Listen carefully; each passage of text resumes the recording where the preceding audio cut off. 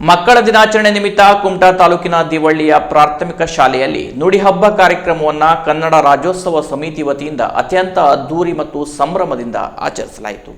ಕುಮಟಾ ತಾಲೂಕಿನ ದಿವಳ್ಳಿಯ ಪ್ರಾಥಮಿಕ ಶಾಲೆಯಲ್ಲಿ ಹಮ್ಮಿಕೊಂಡ ನುಡಿ ಹಬ್ಬ ಕಾರ್ಯಕ್ರಮವನ್ನು ಬಿಜೆಪಿಯ ಶಿಕ್ಷಣ ಪ್ರಕೋಷ್ಠದ ರಾಜ್ಯ ಸಹ ಸಂಚಾಲಕರಾದ ಎಂಜಿ ಭಟ್ ಉದ್ಘಾಟಿಸಿದರು. ನಂತರ ಮಾತನಾಡಿದ ಅವರು, ಕನ್ನಡ ಅತ್ಯಂತ ಪ್ರಾಚೀನ ಭಾಷೆಗಳಲ್ಲಿ ಒಂದು ಹಾಗೂ ಅತ್ಯಂತ ಸುಂದರ ಭಾಷೆಯಾವುದು. ಕನ್ನಡವನ್ನು ಲಿಪಿಗಳ ರಾಣಿ ಅಂತ ವಿನೋದ್ ಬಾಬೆಯವರು ಹೊಗಳಿದ್ದಾರೆ.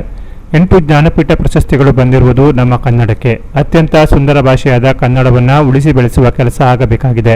ಇದು ನಿಮ್ಮೆಲ್ಲರ ಹಂಬಲವಾಗಬೇಕು. ಈ ಸಮಾಜದಲ್ಲಿ ನಾವು ಬದುಕುತ್ತಿರುವವರು ಸಮಾಜಕ್ಕೆ ನಮ್ಮಿಂದ ಏನನ್ನಾದರೂ ನೀಡುವಂತಾಗಬೇಕು. ಸಮಾಜ ಸೇವೆ ಮಾಡುವ ಮನೋಭಾವನೆ ನಮ್ಮೆಲ್ಲರಲ್ಲಿ ಬೆಳೆಯಬೇಕು ಎಂದರು. ಈ ಸಂದರ್ಭದಲ್ಲಿ ವಿದ್ಯಾರ್ಥಿಗಳಿಗೆ ಅವಶ್ಯವಿರುವ ಒಂದು ಸ್ಮಾರ್ಟ್ ಟಿವಿಯನ್ನು ಶಾಲೆಗೆ ಕೊಡುಗೆಯಾಗಿ ನೀಡಲಾಯಿತು. ನಂತರ ಶಾಲಾ ಮಕ್ಕಳಿಂದ ಮನೋರಂಜನಾ ಕಾರ್ಯಕ್ರಮಗಳು ಜರುಗಿದವು. ಆಲಕ್ಕಿ ಸಮಾಜದ ಸುಗ್ಗಿ ನೃತ್ಯ ಕೂಡ ಗಮನ ಸೆಳೆಯಿತು.